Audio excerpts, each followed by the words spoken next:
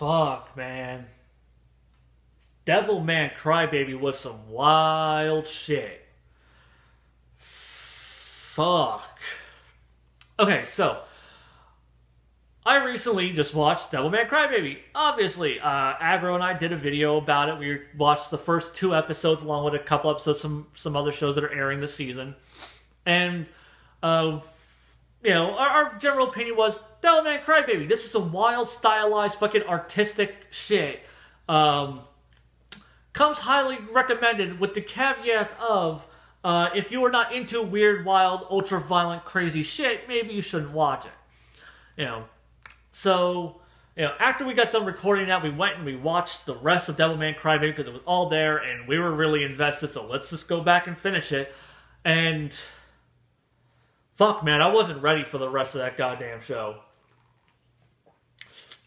Like I'm still processing that show because, like I said in the last video, I'm like Devilman didn't leave me with like criticisms. It left me with more like feelings, like guttural feelings, just watching it. And yeah, that's kind of just where the series just kind of it fucked me up from the inside out, people. This is really hard for me to collect my thoughts on and try to convey everything I need to here. But, you know, the series was going on the trajectory that I thought it was gonna be. Like, okay, yeah, this is what I was expecting. And then the last 4 episodes-ish are just a fucking roller coaster ride straight to goddamn hell. And it is emotional, it is upsetting, it is visceral, it is a hard to swallow artistic fucking statement. It is, fuck bro, you need to just watch that shit for yourself. Now, I am going to get into spoilers, so definitely go watch Devilman Crybaby. But I will say, if by the first episode you're like, I can't handle this shit, it's okay. I don't blame you. This shit isn't for everybody. I will say, if the first episode, you're just like, man, I can't handle a show that starts off like this. Like, how much worse is it gonna? It's gonna get a hell of a lot worse. So, if you find the first episode is too much for you, just stop. It's okay. Then you can come back and you can watch this and hear what I have to say in general. Or maybe you can just leave me a comment about how horrible of a human being I am for recommending this to you and how you have to now cry yourself to sleep. Either is expected. So, Devilman Crybaby, getting into the spoilers of it. The last 4 episodes, just like I said, roller coaster ride straight to hell. Where, you know, it's just like, oh, he's fighting, like, up until this point, like, oh, he's fighting monsters. Oh, he's, like, you know, like, fighting demons and stuff, and it's really violent, and it's really fucked up, and there's some really dark elements here and there. And, you know, there's, like, a really fucked up episode where, like, his parents get fucking possessed by demons, and he has to murder them. And that was pretty fucked up, but it didn't leave too much of an impact on me because I was just introduced to them as characters. So I wasn't like, oh no, Akira had to kill his parents. It's like, man, that's pretty fucked up. I was also kind of bothered by, like, it never really came up in conversation after the fact. But, But the last 4 episodes, where you have Rio making his big heel turn, fucking outs, like, demons as a thing, and it is just chaos and pandemonium now. Like humans are out there, like, slaughtering innocent people on the pretense that maybe they could be demons. What, that guy's, like, violent and screaming stuff. Shoot him dead. He could be a demon. Like, it goes, like, full crazy-ass, martial law, fucking just survival of the fittest.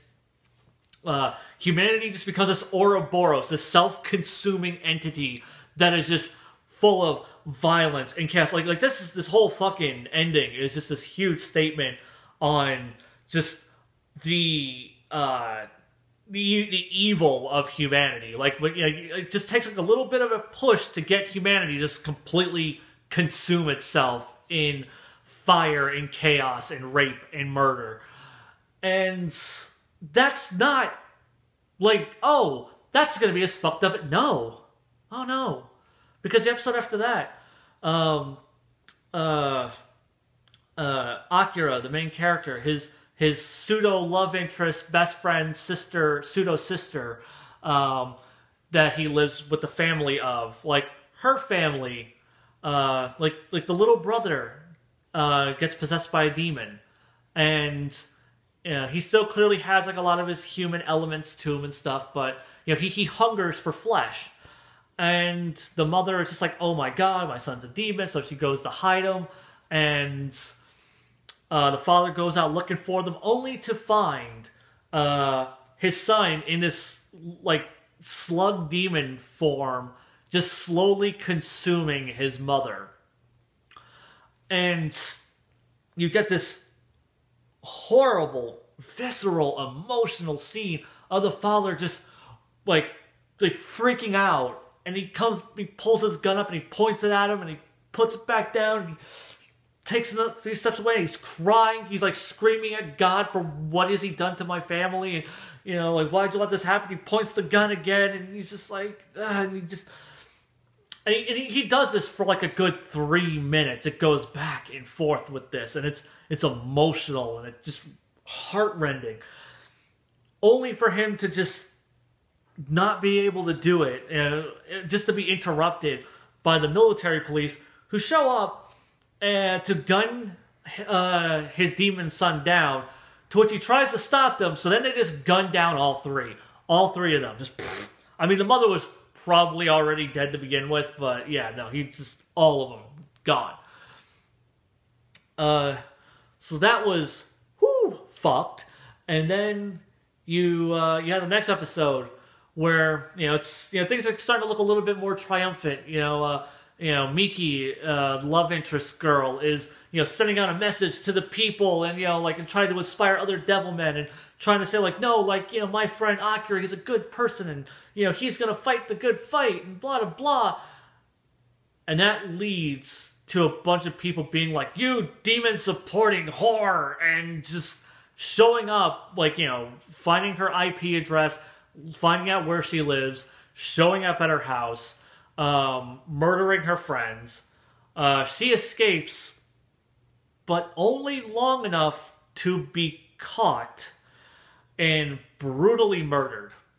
Like, the cutesy, anime girl in this show, like the shining ray of hope in this bleak, dark fucking series, is just torn apart, literally. And Akira comes home to find his childhood friend, her body torn to pieces, and her head on a pike as his house is burning down, and his best friend's head is being swung around. And he just goes and slaughters all of them. And then it doesn't stop. Oh no, it's not over. Because then we go on to Akira fighting his best friend, his other childhood friend, who's been by him this entire time, finding out that guy was actually Satan. And this was subconsciously all part of some weird master plan of his, and that they're going to wipe out humanity, and this was his cause, his goal. And the series ends on, like, imagery that would make End of Evangelion go, damn, bro. It's kind of dark, don't you think? Because it ends with Akira and Satan, Satan's talking to him about how beautiful everything is, and kind of going on this little bit of a victory speech, only to, like, look at his best friend and be, why aren't you saying anything? And coming to that realization that his friend, who, essentially assisted him in annihilating mankind by essentially annihilating the Earth, his best friend is dead. Like, he died from his wounds during their fight. And you end up with this horribly tragic ending of Satan just alone. Like, the one person he cared about, gone. And you feel bad for Satan? I don't even... Man... So, okay, that all happens. This anime, like I said, is an emotional roller coaster. Now that I've fucking put all that shit in your head right now, for the people who haven't watched this anime yet and have decided to not put themselves through it, you know, now that I've painted this picture for you, like, I am just like, holy fucking shit. And I knew that the director, Masaki Yuasa, like, yeah, he's this kind of weird, out there director, and I'm like, yeah, okay, this guy made some ballsy fucking anime, based loosely off of the works of Go Nagai. Got it. Then I started looking up what the original Devilman manga was, and it completely shattered all of my, like, pretensions about anime, like, what I thought I knew. Like, I thought, like I was, like a really knowledgeable anime guy. You know, I've been watching anime now for 20-ish fucking years, and I don't just watch the new stuff. I'm constantly going back and looking at older stuff from, like, the 70s and the 80s, and looking into, like, the cultural history of, like, you know, like, where genres came from and what inspired what. So, you know, I thought I was fairly well versed on this, and I've, of course, heard of Go Nagai. His name comes up in these discussions as one of, like, the early fathers of anime. And I've seen, like, bits of his anime adaptations. I've watched all of Cutie Honey, and I'm like, okay, I think I get Go Nagai. The guy likes, you know, his kind of ridiculous, over-the-top violence. He likes titties. He likes giant robots. You know, but he's kind of like a schlock writer with a lot of really creative ideas, is what I thought. I thought, like, you know, he just wrote things that just, you know, were groundbreaking for their time, that went on to inspire greater works of art, and that his work itself has more value historically than actual pieces of entertainment. And then I look up what Devilman is like in the manga, and shockingly enough, Devilman Crybaby, from what I have seen so far, like what I've researched, it's pretty fucking spot on. Like, I mean, it takes liberties. Like the whole, like, little boy turning into a demon and devouring his mother, that's not in the manga. In the manga, the mob that shows up to murder Miki, like, you know, cuts the little boy's head off and throws his headless body down a flight of fucking stairs. So much better, right? So yeah, Go Nagai is just... The man had the biggest pair of balls on him ever. Because we're talking about a manga from 1972. A shonen manga from 1972. Like, you know, shonen manga, it's for boys. For those young guys, you know, like these preteens who want to see something a little bit edgy or something a little bit more violent. You know, want to see cool guys with cool powers do cool shit. And then, to know that under the shonen banner is fucking Devilman from 1972. In 1972, Go Nagai just whipped out his gigantic pair of balls, put it on, like, his editor's desk, and went, I'm gonna make an anime or a manga where a guy has devil powers, he fights other demons, and then at the end of it, everybody dies, and I'm gonna sway a cute anime girl's head on a stick. Which then leads to Devilman, our hero, participating in killing all of humanity. Right on, right? Like I said, I'm still trying to process this work that I saw, because I really thought Masaki Yuasa took just a whole bunch of crazy liberties. To know that the Satan stuff is still in there. To know that, like, Devilman still dies and humanity's wiped out and Miki's head is still on a fucking stick. Fuck.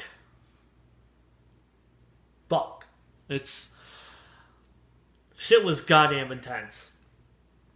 And it's It blows my goddamn mind that this fucking existed in 1972, and completely has changed my perspective on it. Because like I said, I thought I knew Go Nagai. I thought I understood what his work was. Like, you know, I thought, like, as an outside observer, I was just like, okay, I get what this artist is all about. Gotcha. I'll look on to things that was inspired by his work that are probably better. But then to know that, because, like, you know, I'm always, like, the proponent for, like, edgy, boundary-pushing art. And I'm always wanting to find new things, whether it be movies or anime or what have you, of things that really push a boundary, that get into the realm of the uncomfortable, that maybe doesn't always have a happy ending. Something that just challenges an audience. And to know that, like, this is the type of shit that was running in mainstream shonen magazines. Like, I don't know if that is... See, now I don't even know. Like, because I thought I understood what the fuck, like, 70s manga was like. I thought I knew. I knew, like, some of it got a little dark and mature and stuff, but... Like, is this, like, the darkest that it gets? Is there darker shit? Is there more was this just a fucking status quo? Now I don't know. Now, like, my perceptions of what I thought old manga was and old anime was have been completely fucking challenged. I don't know anymore. And now I'm fascinated. Now I just want to just look into it, because now I've gone from being that guy who thought he knew a shit ton about a specific topic to, I don't know shit. I don't know anything. This was here the entire time. Like I've been bitching about on Twitter, you know, Dragon Ball Super is really disappointing. It's a fucking toy commercial, yada yada yada. You know, and I feel that, like, you know, low tier art like this only produces more low tier art and keeps, you know, and it stagnates the medium, and it pushes good art into the background. And to know that in the 70s, this is what the hell we were making. This is the kind of... Like, it makes everything feel so tame and dickless now. Like, I feel like from the 70s, instead of looking at what they had, like, that we've gone back. We've taken these huge steps backwards. Now, obviously, I don't want every fucking anime to end grim dark as fuck, where I'm sitting there, like, reflecting on just, like, the choices in my life that led me to this moment of watching this show, and just, oh man. Like, no, like, I don't want that to be the case. I want plenty of feel-good stuff too, but to think that that was there the entire time, because, like, we almost never get this shit. Like, honestly, the only reason we got this particular project in the format that we did was because Netflix is crazy and fucking experimental. They're like, yeah, here, have some money, go make some weird-ass shit. And then they get fucking weird shit. And, like, I was not interested in Devilman Crybaby, because I'm like, oh yeah, I've seen, like, the CGI bullshit that comes out of fucking Netflix animes and whatever, you know, whatever. You know, I've seen Neo Yokio. I kind of get where Netflix original anime is going. And then this grim, dark, fucking gothic, heart-wrenching, soul-destroying, fucking visceral masterpiece gets dropped in my fucking lap. And it's on this mainstream platform that everyone's seeing. Everyone has access to it.